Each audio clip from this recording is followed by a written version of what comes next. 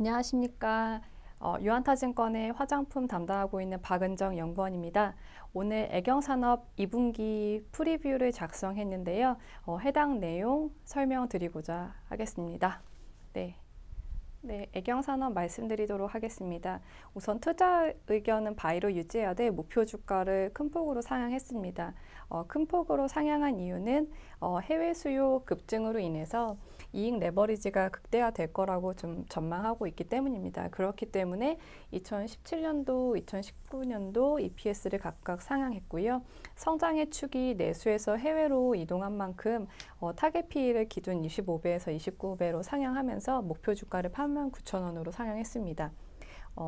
회사 사업에 대해서 2분기 상황에 대해서 상세하게 설명드리도록 하겠습니다. 2분기 실적은 연결 매출 1,696억 원, 그다음 영업이익 214억 원을 전망을 하면서 컨센서스 영업이익 192억 원 대비 12% 상회할 것으로 좀 보고 있습니다. 큰 폭의 영업이익 상승이 좀 전망되는데요. 이유는 화장품 부문의 실적 때문이라고 좀 보시면 될 것 같습니다.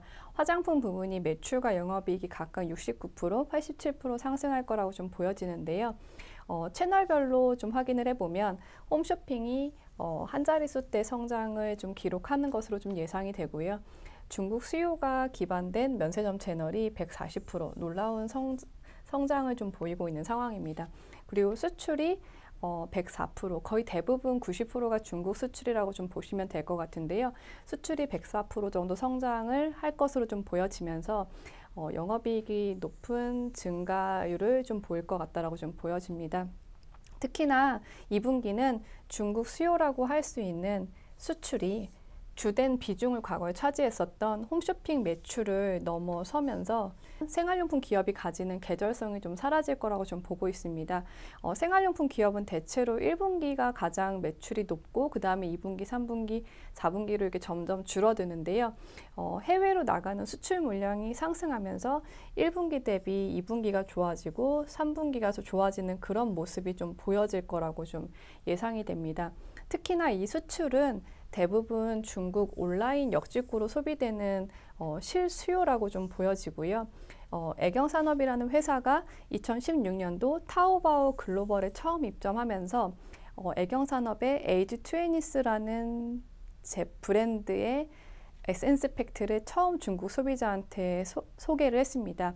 이 제품력을 기반으로 실수요가 빠르게 상승했는데요. 2010년도 초년도에 100억대 정도의 매출을 달성하던 것이 거의 2017년도에는 500억 중반 정도까지 성장을 하면서 빠른 실수요 상승을 좀 이끌었습니다. 그럼에 따라서 2017년도부터는 주요 시내 면세점에 이제 좋은 입지를 이제 차지하게 될 수 있었고요.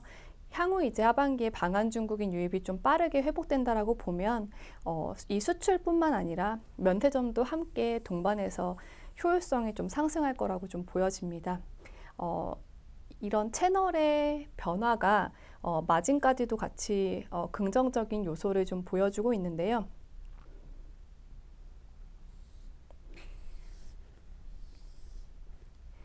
해외 수요라고 할 수 있는 수출과 면세, 그 다음에 주된 채널은 홈쇼핑이었는데요. 홈쇼핑은 20% 정도대 이제 마진을 형성하고 있었습니다. 근데 이 주요 비중이 수출과 면세로 이전되게 되는데 수출의 경우에는 거의 30%대 후반, 그다음에 면세는 10%대 정도 초반 정도 형성되는 마진을 지금 보여줄 수 있을 것 같고요. 믹스를 하게 되면 사실 수출과 면세를 통해서 견인되는 매출이 홈쇼핑의 이익보다 훨씬 더 클 거라고 좀 보여집니다. 때문에 해외 수요의 증가에 따라서 이익 레버리지가 좀 확대될 거라고 좀 보고 있습니다. 이러한 환경이 하반기까지 좀 조성이 되면서 2018년도는 해외 전체가 주도하는 성장의 원년이 될 거라고 좀 보여지고요. 2018년도는 연결 매출 7,300억 원 정도, 영업이익은 876억 원, 전년 동기 대비 76% 정도 이익 상승이 예상이 되면서 특히나 면세와 수출이 성장을 주도하면서 동사의 기업 가치를 높여줄 거라고 좀 보고 있습니다. 시장에서는 에이지 트웬티스라는 브랜드의 매출이 거의 90% 정도 수준에 이를 정도로 단일 브랜드로 매출이 치우쳐져 있다는 것 때문에 좀 걱정을 하고 있습니다. 근데 동사는 방금 말씀드렸던 중국이라는 지역 외에 일본과 미국에 대한 진출을 좀 준비하고 일부 일본 같은 경우는 좀 이미 진출했다라고 좀 보면 될 것 같은데요. 일본 같은 경우는 지난 6월에 QVC 재팬이라는 홈쇼핑 방송을 시작으로 일본 사업에 첫 발을 내딛었고요. 미국 같은 경우는 온라인 채널을 진출을 위해서 우리가 많이 사용하고 있는 21호, 23호 외에 좀 더 어두운 색깔을 준비하고 있다고 좀 보시면 될 것 같습니다.